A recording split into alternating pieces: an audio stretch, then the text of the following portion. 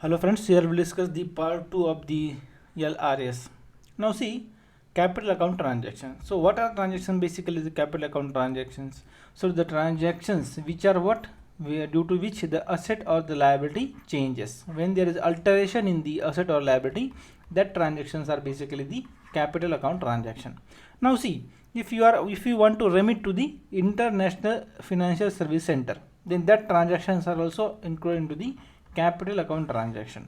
So basically when you remit abroad for purchase of securities or investment purpose, right, you can use the IFSC platform. IFSC is the International Financial Service Center. See, it is a service center. It is set up in India for purchasing securities abroad, right? So very simple. Now see, to deepen the financial market in the International Financial Service Center, an opportunity is provided to the resident individual. So who can invest money? The resident individual can invest money to diversify their portfolio. That means investment, wherein the resident are permitted to make a remittance under the LRS to the IFSC set up in India. So basically this is India, right? And in that India we can say IFSCs are there, right? And using the resident individual, say any person from the country can send money to IFSC. Purpose is what?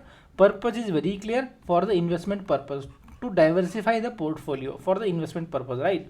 And these IFSCs are set up under the SEZ, that is the special economic zone, subject to oral limit. What is oral limit? Oral limit is $250,000, right? So this is what the limit for the individual. Now so basically use simple thing you should understand here. Using IFSC, what is IFSC? It is the service center for what? For the purpose of investment abroad. For the purpose of investment abroad, who can invest? The individual, any resident individual. Okay, now the following provision need to be adhered by the resident individual. So what are the provision? Very simple. See, the remittance shall be made only for making investment in the IFSC. So what is the purpose of IFSC? IFSC is mainly for the purpose of making investment. Okay, you can invest in the securities other than those which are issued by the entity in India, companies resident in India. Okay, so basically the company which you can invest, see, very simple, only for making the investment in the IFSC in securities other than those in India. Means obviously if you are investing in India, no need to go to IFSC, you can directly invest.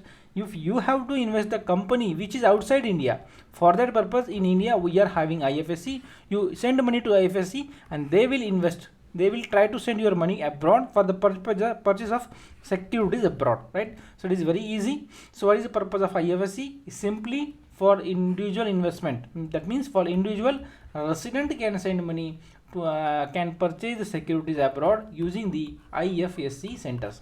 Okay, so in India, so if you have to send money in India, no need to worry, you can directly go to CAIIB or you can directly go to any broker for purchasing securities or the shares, right? Now opening of a non-interest bearing FCRA. FCA is what? It is the foreign currency account. So in that account there will be no interest, so without interest FCA account is permitted in the IFSC. So you can open the IFSC in the IFSC foreign currency account. For example, if you have to send some money regularly, right, so you can open account in dollar. So in that you will not get any interest. That account can be opened in the IFSC, and that is also allowed under the LRS, that is Liberalized Remittance scheme. Now see, any fund lying idle in the account for the period of 15 days, up to 15 days from the date of credit into the account, shall be immediately repatriated to the domestic INR account. That means see, here is IFSC, right, and here is your having account. You have sent money here, right, for the purpose of investment in securities abroad, right? But here maximum up to 15 days your fund can accumulate, can be remaining. But if the fund is not used within 15 days, your fund should be repatriated. Repatriated means you should be sent again back to the original account, that is into the your domestic, say SBI account, right? So that must be immediately repatriated to the domestic INR account of the investor in India. Now no domestic transactions are permissible to be settled with other resident through the FCA held in the IFSC. So you cannot settle the other domestic transaction. So you are having foreign currency account in the IFSC. What is the purpose of it? Only to purchase the security, right? To purchase the security. So otherwise, that's why it is saying that no domestic transactions are allowed.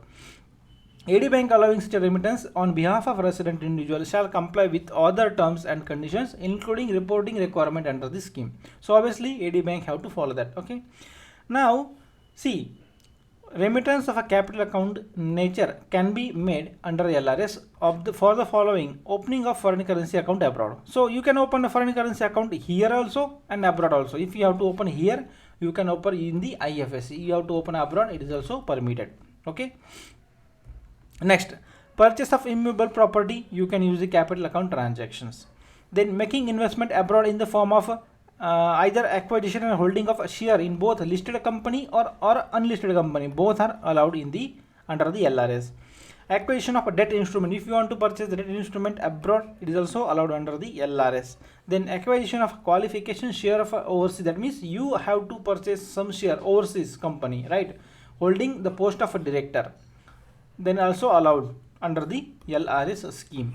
Acquisition of share of a foreign company towards a professional service rendered or in lieu of a director's remuneration, it is also allowed. Okay, so these are things basically which are simply allowed. You just go through it. Okay, you don't need to remember. Simply they will ask you which of the following is not allowed under the LRS, like that question can be there. Okay, now if you want to purchase a unit of a mutual fund or the venture capital fund or the unrated debt security or the promissory note, that are also allowed under the LRS. Okay, so basically this is very good sim. That's why it is called as liberalized remittance scheme. Lot of things basically they have made liberal for the purpose of investment. Apart from that, if you have to set the JV, means joint venture, or WOS, that is a wholly owned subsidiary outside India, where JV is engaged in bona fide business activity. Obviously business should be bona fide, means genuine business. And if you have to say subsidiary abroad, that time also LRS scheme can be used. Okay, so these are what the remittance under the capital accounts are allowed. So these are the capital account transaction. Why? Because they are all basically increasing your assets, right? You are purchasing here, you are purchasing your thing, so your asset will increase, and that's why these are what, these all are the capital account transaction. Now see, again, extending loan, including loan in Indian rupees to NRI, who are the close relative. So obviously you can give loan to the NRI, right? A resident individual is prohibited from making that investment in the joint venture or the wholly owned subsidiary which is engaged in the following. So basically see, you can send money to the NRI in the form of loan, provided NRI must be your close relative, right? And that loan must be maximum period of 1 year, and that should be interest free. That we will discuss in detail. Okay, so simply remember, you can give loan in the Indian rupees to the NRI. Okay, next, but a resident individual means you are prohibited from making direct investment in a joint venture or the WSO, and the joint venture or the wholly owned subsidiary should not be engaged in what, real estate business, banking, or the financial services. Okay, so it is very, very important to note, you are in you means the resident individual is prohibited from making the direct investment in the joint venture or the wholly owned subsidiary of what, which is engaged in the real estate business, in the banking business, or in the financial services activity. Okay, next, the following are also compiled with reference to the LRS for the capital account transaction. So see, what are the compiled means, what precautions, or basically what are the basic compliance related guideline. A resident individual to designate a branch of AD bank through which all the remittance relating to the capital account transaction to be reflected or effected. Means what? See, I am here and this is the nearest branch to me. So maximum transaction what I am doing for the purpose of investing abroad or anything, that is a capital account transaction, that must be only on through the same branch, right? Same branch. I will not use this branch for one transaction or another branch for one transaction. No, you should use only one bank for your outward remittances, mainly relating to the capital account transaction. Why? Because that branch will be the designated branch, that is called as ED branch for your transaction. Okay, next, any individual should have maintained the account with the branch for a minimum period of 1 year prior to the date of remittance, and the detailing should be satisfactory. So when you have to do the capital account transaction, that means from that before 1 year you should maintain account. That means when you have to do the capital account transaction, your account with the bank, that is your AD bank, must be 1 year old. must be 1 year old. Okay, so remember, your account must be 1 year old in order to have the capital account transaction from your account. Next, investment in the property by resident individual up to the limit of 2,50,000. Obviously, this is very much broad limit under the LRS. What is limit? LRS means, simply remember, 2,50,000 US dollar, right? 2,50,000 US dollar. Next, no credit facility should be extended to the capital account transaction. Obviously, you will not get any loan or credit for the purpose of capital account transaction. Means you will not get loan to purchase a property abroad, right? Very simple. Next, remittance can be consolidated in respect of the family members, which subject to the individual family members complying with the terms and conditions, and all the family members are co-owner, co-partner of the overseas property. That is what the joint ownership. So if you are having the remittance, then it can be consolidated in the respect of family members. Obviously, we are very much aware, when you send money abroad, that we are having very much limitations while sending the money abroad. That must be to the family member, right? So that must be co-owner, co-partner for the overseas property. So if we are going to see, two members are sending money, so to purchase one property, so they will be the co-owner. So one is sending, another sending, right? So co-owner, co-partner are allowed. Okay. Next, that means specifically you can say husband is sending money, wife is also allowed to send money to purchase the same property in the co-ownership, like that. Next, capital account transaction under the ODI. ODI means what? The overseas direct investment. ODI, overseas direct investment. If you have to invest, like FDI, foreign direct investment coming India, ODI means going away, right? ODI, overseas direct investment. Now see, the resident individual, it may be single or in association or with another resident or any party, may make the overseas direct investment ODI in equity share or compulsorily convertible preference share. That is what? The preferential share, foreign currency convertible shares, FCCS, of joint venture or the wholly owned subsidiary outside the India. So if, for example, there is company Tata, and in the USA there is company of Tata, say wholly owned subsidiary, say we will say the Jaguar, okay, or say you in UK Jaguar, right? So you the person in India, you want to purchase some shares in the Jaguar outside the India, that is in the UK. So it is allowed. It is allowed under the ODI, that is overseas direct investment. The direct investment outside India means investment by the way of contribution to the capital. Next, subscription to the MOA, that is Memorandum of Association of the foreign entity, or purchase of existing share of the foreign entity, either by market purchase or the private placement, or even through the stock exchanges, but does not include the portfolio investment. So it is very, very important to clear you to understand ODI and your investment, that is personal portfolio investment, is different, right? ODI is different and your personal portfolio investment is different. Okay, so whatever the investment under the portfolio is not allowed under the ODI, right? Next, the resident individual is prohibited from making a direct investment in the joint venture or wholly owned subsidiary where it is engaged in the real estate business, where it is engaged in the banking, or where it is engaged into the banking of the financial services. So you can invest in the joint venture or wholly owned subsidiary. Otherwise means not allowed real estate business, banking and financial. Okay, so it is very, very important. You are allowed to invest only in other than the real estate, banking and the banking and finance. Okay, very easy to remember. Investment can be either in the listed company or unlisted company, no matter, or combination of both, subject to the maximum overall limit. What is limit? LRS, that is the 2,50,000 US dollar. Okay, per financial year. Okay, per financial year. Next, no credit facility should be extended to the for the capital account transaction. That means no loan for the capital account transaction. Very easy. Opening of a bank account abroad permitted for facilitating and putting through the investment transaction. You can open the bank account abroad. It is also allowed. Okay, no problem.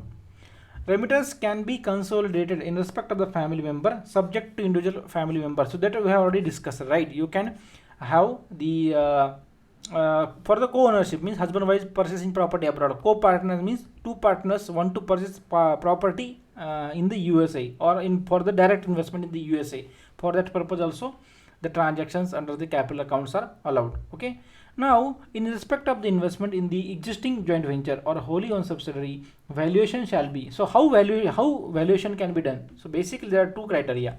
If the investment is more than 5 million US dollar or equivalent in other currency, valuation by the category 1 merchant banker is necessary. So if the investment is more than 5 million, it is important for exam point of view. If investment is more than 5 million, then who can do the valuation? Only the category 1 merchant banker.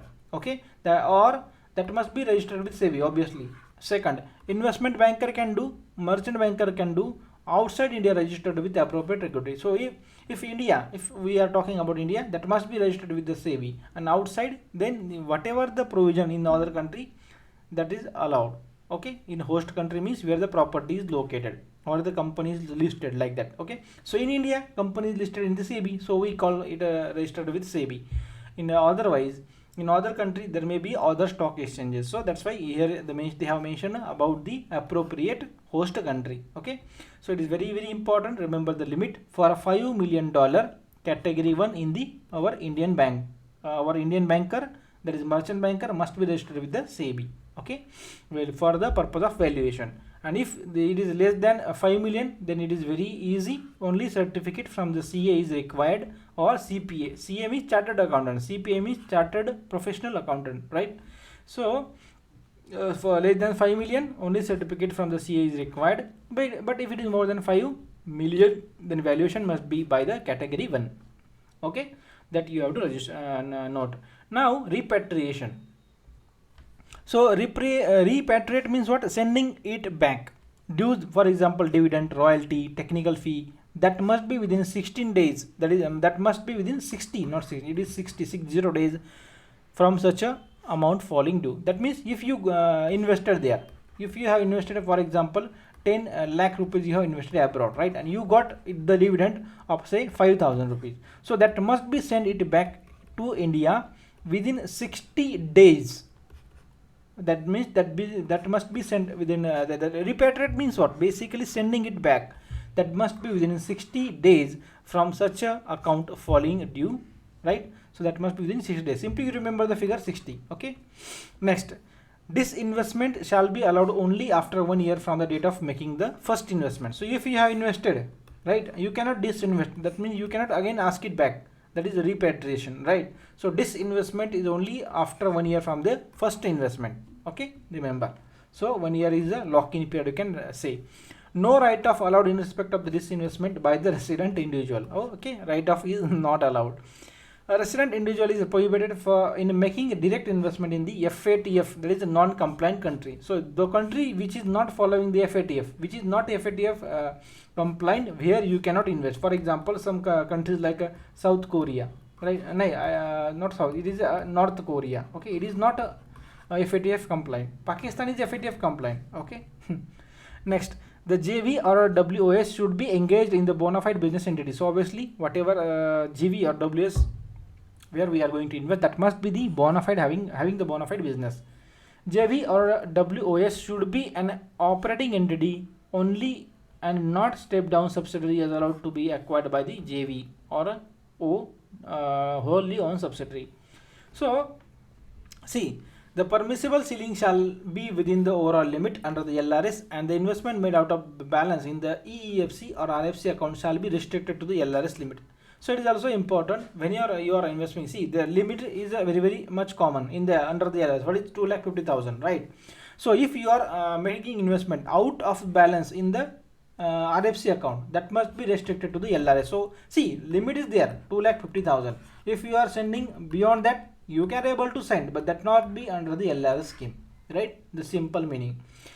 Resident individual should not be on the RBI caution list or list of defaulters. So obviously the purpose is very much clear, right? You are getting benefit of LRS scheme, so you must not be in the RBI caution list or the list of defaulter in the RBI or any agency like a CED.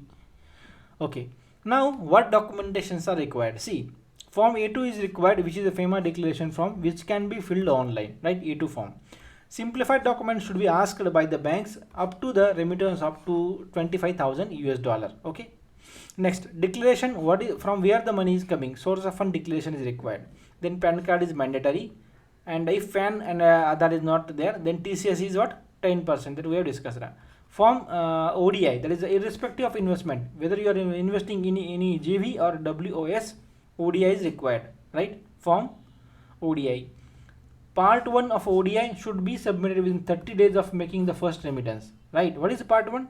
Part 1 and part 2, basically these are what, automatic route and what, and the approval route, right? So basically part 1 must be submitted within 30 days of the first remittance, and designated a bank to report it RBI, that is both part 1 and part 2, that must be within 30 days from the date of making the remittance by the individual. So once you have reported, once you have sent first remittance, so after that within 30 days, the part 1 of ODI you have to submit to your bank, right? And bank have to submit once the remittance has been completed, right? So within 30 days bank have to report to RBI. Okay, so it is, no, you have to note, both are not 30 days. Here within 30 days of first remittance, so remittance can be in the form of installment. So first remittance you have to inform your bank, that is part 1, the investor will fill the part 1 form and that will submit to the bank, and after completing the investment within 30 days bank have to give the report to the RBI. Okay, that is both part 1 and part 2. Okay, next, resident individual should submit the share certificate or any other document as evidence within 6 months from the date of making remittance. So if you have sent the money for the purchase of security or the share, so whatever you are getting share certificate, right, or any document, that must be submitted within 6 months from the date of making the remittance. Okay, post investment changes or alteration, that must be communicated to the bank AD, that is AD, within 30 days from such a changes. Next, APR should be submitted. What is the APR? APR is the annual performance report, should be submitted every year before 31st December, and generally in the abroad the financial year is January to December. That's why the APR, annual performance report, is about to submit within 31st December. FLA not allowed. What is FLA? FLA is a foreign liability asset annual return. This is not required. Then disinvestment allowed only after 1 year from the date of remittance, that we have already discussed, right? Disinvestment shall be repatriated to India immediately, and in any case not later than 60 days from the date of disinvestment. So when you have invested, if you want to get it money back, disinvestment, that must whatever you are doing the disinvestment, the money of the proceeds must be sent to the India within 60 days of the disinvestment. Okay, so 60 days you have to remember, and the same should be reported to the 13 days, within 30 days to the ED bank. So if you have decided to disinvest, so you have to inform your bank within 30 days, that is ED, and that must be remitted back within 60 days. So reporting allowed only 30 days time, and you can get it back up to 60 days. Okay, so that two number you can remember. Apart from that, the following are required to be compiled. So what are that? Whatever the loan the resident is giving to the NRI, so obviously NRI must be the close relative first. Okay, that loan must be interest free. Next, minimum maturity of that loan must be 1 year, right? Minimum maturity is what? Up to 1 year minimum maturity. Maximum is not mentioned here, but minimum is up to 1 year you have to give money minimum. For a borrower's personal requirement for a business purpose. What is the purpose? See, you are here in India, right? You are sending money to the NRI. So what is the minimum period? For a minimum period of 1 year you can send. Minimum, less than that is not allowed. You cannot collect the interest because it is your close relative, right? NRI is your close relative. And what is the purpose? Only business or personal use. Okay, not for the investment. Loan shall not be utilized. So whatever loan you are giving abroad, that should not be for the chit fund or the Nidhi fund. That should not be for the agriculture, plantation or real estate activity. If you have to do your agriculture, plantation, do it in India. Real estate, you do it in India because we need money in India, right? Or a farmhouse construction is not allowed. Trading in the TDR, that is term deposit receipt. The trading in the TDR is also not allowed. After that, proceed must be credited to the NRO account of the NRI. So if you are sending money to NRI, you should credit money to here NRO account. NRO account is the account. See, for example, the account is in SBI. The person went to the USA. So whatever the account in SBI will be designated as the redesignated as the NRO account, right? That means in that account you can credit the local currency, that is rupee, you can credit. Also he can send the foreign currency also, that is called as the dual currency account, NRO account. So it is very easy to us to credit money to the NRO account. Okay, and for the purpose of repayment, the person is NRI is sending money to the resident, so it is not necessary. So you can use the NRE, NRO, FCNR, any account, because repayment is good, right? So no restrictions. Next, reporting requirement under the LRS. So what should be the reporting? See, earlier reporting of the LRS by the AD Bank was based on the declaration made by the resident individual, and no independent reliable source of verification were available. So only declaration, only declare where is money going, what is the source, right? But nowadays, since April 2018, daily reporting system is system by AD Bank for the transaction under the LRS is put in place by RBI. Okay, so now what is reporting frequency? Now bank has to report daily basis. Bank has to report to the RBI daily basis. Now AD are required to upload the daily transaction wise report under the LRS. The reporting of daily transaction to be reported in the XBRL platform. So what is XBRL platform? Simply it is the website. It is a website where login, username and password is shared by RBI to the bank. Bank can use that username and password, right? And bank can log in and bank can upload their transaction detail on day-to-day basis. Okay, and that must be by close of the business of next working day. Whatever transaction today happen, you can report it tomorrow by close of the day, right? That is by next day before close of business. Nil report should be submitted if there is no transactions, right? The data on such daily reporting is made available to all AD banks. So whatever the data is submitted, it can be actually accessed by any bank using the username and the password. Okay, so basically XBRL platform is not what it is. It is what the reporting platform made by RBI for the remittance under the LRS scheme, right? XBRL platform, it is basically the website. Which of the following is FATF compliant? So some terminal questions which are very easy. Iran, North Korea are not FATF compliant, right? So Pakistan is now the FATF compliant. That means here you can use the scheme LRS, right?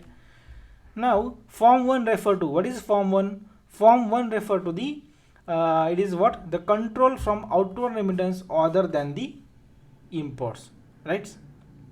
Next, which of the following is not a permissible purpose for the grant of loan by resident to the NRI? So we are very much aware in agriculture and plantation it is not allowed that Indian resident sending money to the NRI under the loan. Okay, even real estate business activity undertaken by NRI in India. So in India is allowed, but it is abroad is not allowed. So only A is the correct option, right? Next, resident individual having invested in overseas subsidiary should be allotted the share within a maximum period of. So what is the frequency of allocation? The time period of the allocation of share is what? The 60 days. Within 60 days he should get the allocation of shares.